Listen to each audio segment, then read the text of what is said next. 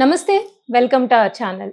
Senior journalist Damu Balaji గారు ఉన్నారు. వారితో మాట్లాడదాం. సార్ నమస్తే సార్. నమస్తే అండి. సార్, చైనాలో హెచ్ఎంపీవీ వైరస్ అల్లకల్లోలం సృష్టిస్తుంది. అయితే దానివల్ల స్టాక్ మార్కెట్స్ కుప్పకూలిపోయాయి సార్. అసలు వైరస్ కి స్టాక్ మార్కెట్ కి సంబంధం ఏంటి సార్? స్టాక్ మార్కెట్ మీద వైరస్ ప్రభావం అంత ఎక్కువ ఎందుకు చూపిస్తోంది? నిన్న అతి దారుణంగా స్టాక్ మార్కెట్లు పడిపోయినాయి. మనకి ప్రధానంగా 2 రకాల ఎక్స్చేంజ్లు ఉంటాయన్నమాట. ఒకటేమో బిఎస్సి అంటే బాంబే స్టాక్ ఎక్స్చేంజ్, దాన్ని సెన్సెక్స్ అంటారు. సెన్సిటివ్ స్టాక్ మార్కెట్ ఇదన్నమాట, index. Sensitive index, stock market sensitive index, దాన్ని సెన్సెక్స్ అంటారు. అట్లాగే నిఫ్టీ అంటే national exchange, stock market exchange అనమాట. ఎన్ఎస్సి అంటారు, నేషనల్ స్టాక్ ఎక్స్చేంజ్, దాన్ని నిఫ్టీ అంటారు బేసిక్గా. ఈ 2 రకాలైన ఇండైసెస్, ఈ 2 కూడా నిన్న దారుణంగా పడిపోయినాయి. నిన్న మార్నింగ్ ఫ్లాట్గా స్టార్ట్ అయిన తర్వాత ప్రారంభంలోనే సెన్సెక్స్ అంటే బిఎస్సిది సెన్సెక్స్ 1000 పాయింట్లు డౌన్ అయింది. నిఫ్టీ 250కి డౌన్ అయింది. ఇంకా ఓవరాల్గా ఎండింగ్కి వచ్చేసరికి సెన్సెక్స్ ఏమో 1258 పాయింట్లు డౌన్ అయ్యి 1.54% డౌన్ అయింది. ఇటు నిఫ్టీ ఏమో 385 పాయింట్స్ డౌన్ అయ్యి 1.62% డౌన్ అయింది. ఓవరాల్గా ఇప్పుడు సెన్సెక్స్ 77,964 దగ్గర ఉంది.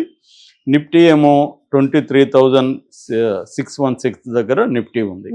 అంటే ఓవరాల్గా నిన్న ఇటు ఇవి ఏమో లార్జ్ క్యాప్ అంటారు, సెన్సెక్స్ కానీ లేకపోతే నిఫ్టీ 50 లార్జ్ క్యాప్ ఉంటుంది. అవి కాకుండా మిడ్ క్యాప్ అంటే క్యాపిటలైజేషన్, ఓవరాల్గా దాని వెల్త్ని క్యాపిటలైజేషన్లో లెక్కిస్తారు. సో క్యాపిటలైజేషన్, మిడ్ క్యాప్ అంటే middle capitalization stocks. Mid cap కూడా నిన్న నిఫ్టీ మిడ్ క్యాప్ 3.2% పడిపోయింది. నిఫ్టీ స్మాల్ ఇండస్ట్రీస్ అవి కూడా 2.7% పడిపోయింది. ఇక రంగాలుగా సెక్టర్స్ వారిగా చూస్తే ప్రధానంగా మనకి ఎఫ్ఎంసీజీ అంటారు. ఎఫ్ఎంసీజీ అంటే ఫాస్ట్ మూవింగ్ కన్జ్యూమర్ గూడ్స్, అది ఆ రంగం పడిపోయింది. తర్వాత నిఫ్టీ పిఎస్యు అంటారు, పబ్లిక్ సెక్టర్ యూనిట్స్, అది పడిపోయింది. బ్యాంకింగ్ పడిపోయింది. ఇలాగా అనేక రంగాలు. ఫర్ ఎగ్జాంపుల్ టాటా స్టీలు 4.44% పడిపోయింది.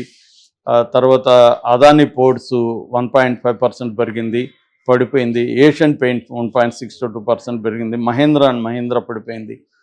కోటక్ మహీంద్రా, ఇలాగా రకరకాల సెక్టర్ల స్టాకులు పడిపోయినాయి. అంటే 52 వారాల కనిష్టానికి చాలా స్టాకులు పడిపోయినాయి. దాదాపు 159 స్టాకులు అతి పెద్దవి 52 వారాల కనిష్టానికి పడిపోయినాయి. అయితే ఇదే టైంలో కొన్ని స్టాకులు మాత్రం 52 వారాల గరిష్టానికి కూడా పడిపోయి దాదాపు 150 స్టాకుల వరకు గరిష్టానికి కూడా వెళ్ళినాయి. కొన్ని ఎప్పుడేందంటే డౌన్ సైకిల్లో ఉన్నప్పుడు కొన్ని డౌన్ సైకిల్లోకి వెళ్తాయి, కొన్ని అప్లో కూడా వెళ్ళిన సందర్భంలో అది జరిగింది.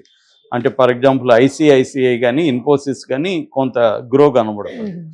ఓవరాల్గా 12 లక్షల కోట్లు మనకి పడిపోయి, అంటే నిన్న డబ్బు ఆవిరైపోయిందని చెప్పొచ్చు, నష్టం జరిగింది. ముఖ్యంగా బిఎస్సి ప్రకారం 439 లక్షల కోట్లకి పడిపోయింది అనమాట బిఎస్సిలో. అంటే ఒకే రోజు 12 లక్షల పడిపోవడానికి ప్రధాన కారణము చైనా వైరస్ ఏదైతే ఉందో, హెచ్ఎంపివి అంటే హ్యూమన్ మెటాన్యూమో వైరస్. ఈ హ్యూమన్ మెటాన్యూమో వైరస్ గురించి నేను ఆల్రెడీ 2 సార్లు చెప్పాను వీడియోలు. అది ప్రధానంగా COVID-19 తరహా వైరస్.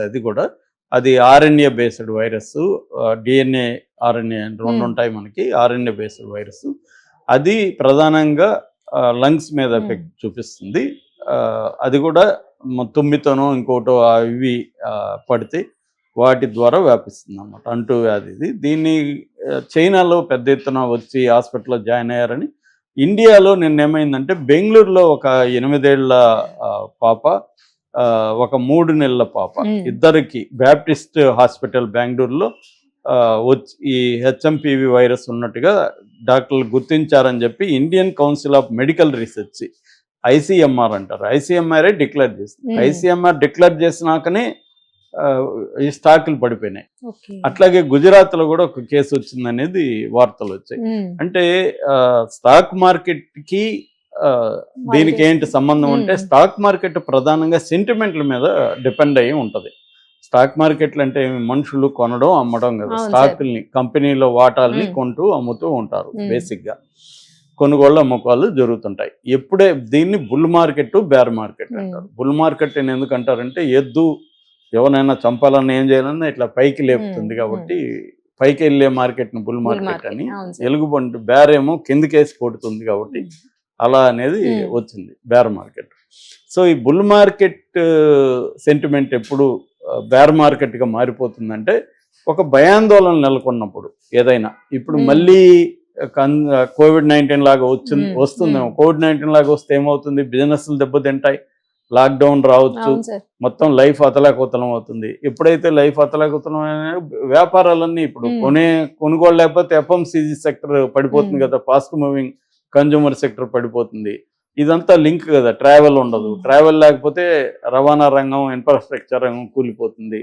ఇలాగ అనేక సెక్టర్ల మీద ప్రభావం, బ్యాంకింగ్ అనేక సెక్టర్ల మీద ప్రభావం పడుతుంది. అట్లాగే దేశాల్లో వస్తే IT సెక్టర్ పడిపోతుంది. ఇలాగా ఒక సెంటిమెంట్ ఇదైపోయి భయంతో ఇదేం జరిగిందంటే చాలా మంది అమ్మకాలు చేసేయడం ఈ జరిగిపోయి ఇది కుప్పకూలింది అనమాట. సో దీన్ని మ్యాక్రో అంశాలు అంటారు. మ్యాక్రో అంశాలు ప్రభావితం చేస్తాయి మార్కెట్ మీద. అట్లాగే మైక్రో లెవెల్లో మన దేశంలో అంశాలు కూడా ప్రభావితం చూపిస్తుంటాయి. సో ఇదే కాకుండా యాక్చువల్గానే మామూలుగానే డౌన్ ట్రెండ్ నడుస్తుంది ప్రజెంట్. మామూలుగా మార్కెట్ ఎలాగ ఉంటుందంటే సైకిల్స్లో ఉంటుంది. ఎప్పుడైనా స్టాక్ మార్కెట్ అంటే అప్ ట్రెండ్ కొద్ది రోజులు నడుస్తుంది, డౌన్ ట్రెండ్ కొద్ది రోజులు నడుస్తుంది.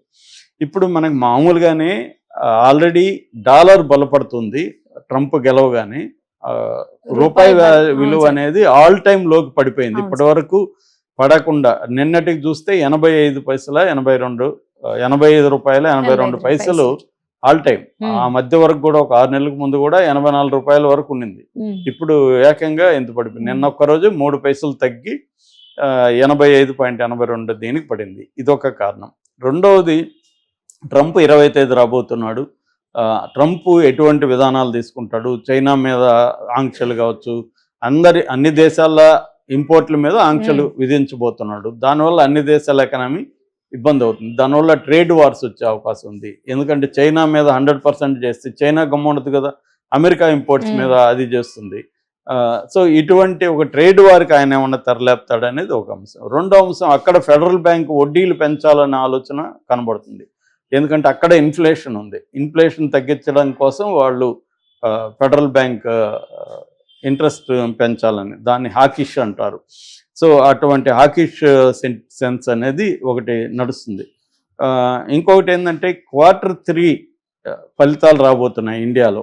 దగ్గరకు వచ్చింది Q3 ఫలితాలు. దాన్ని బేస్ చేసుకొని అందువల్ల కూడా ఒక అపనమ్మకంతో నడుస్తుంది. ఇంకొకటి ఏంటంటే మనకి బడ్జెట్ కూడా నెక్స్ట్ మంత్ బడ్జెట్ పెట్టబోతున్నారు.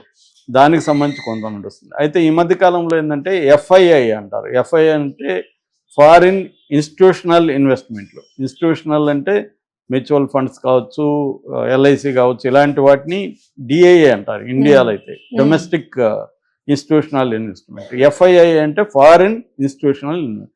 వాళ్ళు తగ్గించేసుకుంటున్నారు, అంటే విత్డ్రా చేసుకుంటున్నారు మన దేశంలో పెట్టుబడులు. ఫర్ ఎగ్జాంపుల్ చైనా పెట్టుబడులు మన దేశంలో 40,000 కోట్లు ఉన్నాయంటున్నారు, అది విత్డ్రా అవుతున్నాయి. సో ఇదొక కారణం. ఎప్పుడైనా FII foreign institutional investment withdraw చేసుకుంటే భయం. ఒక కంపెనీలో కానీ ఫారిన్ చేసుకోగానే మనోళ్ళు భయపడిపోయి దాంట్లో స్టాకుల్ని అమ్మేస్తారు. ఇది ఇంకా ముందుకెళ్ళదు, ఎందుకు వాళ్ళు చేసుకుంటున్నారంటే ఈ కంపెనీ బాగలేదేమో అనుకుంటారు. అంటే ఓపికగా మిగతా అంశాలు స్టడీ చేసే అంత ఓపిక ఉండదు, ఎక్కువ సెంటిమెంట్ల మీద నడుస్తుంటారు. నెక్స్ట్ ఏంది, మన దేశంలో కూడా కన్జంప్షన్ తగ్గిపోవడం, అర్బన్ కన్జంప్షన్ బాగా తగ్గిపోయింది. కంపెనీలు శాలరీలు పెంచట్లేదు కింది స్థాయిలో, ఓన్లీ టాప్ బ్యూరోక్రాట్స్కి మాత్రం దాంట్లో ఉన్న వాళ్ళకి పెంచుతుంది, కానీ కింది స్థాయిలో కంపెనీలు సరిగ్గా పెంచట్లేదు. ఇలాంటి ఒక వాతావరణం అయితే ఉంది. అంటే ఓవరాల్గా ఒక నిరుత్సాహకరమైన ఎకనామికల్గా వాతావరణం ఉంది. ఉమ్, సో ఈ వాతావరణంలో ఆల్రెడీ డౌట్ఫుల్గా ఉన్నదానికి ఈ సెంటిమెంట్ యాడ్ అయింది, కరోనా సెంటిమెంట్. ఇది ఎప్పుడైతే ఐసీఎంఆర్ ధృవీకరించిందో ఇండియాలో కూడా వచ్చిందని, ఇండియాలో వస్తే ఇట్లాగే కరోనా టైంలో కూడా అప్పుడు కూడా ఇట్లాగే వచ్చింది. సో ఇది పెద్దదవుతుందేమో, మళ్ళీ లాక్డౌన్ ఏమన్నా భయాందోళనతో స్టాక్ మార్కెట్ కుప్పగొలింది. కానీ ఎక్స్పర్ట్లు చెప్తున్నది, ఇలాంటి చాలా సైకిల్స్ చూసిన సీనియర్ ఎక్స్పర్ట్లు ఉంటారు కదా, వాళ్ళు చెప్తున్నది ఏమంటే ఇది నియర్ టైమ్ సెంటిమెంట్ మాత్రమే, నియర్ టర్మ్ సెంటిమెంట్ మాత్రమే ఇది.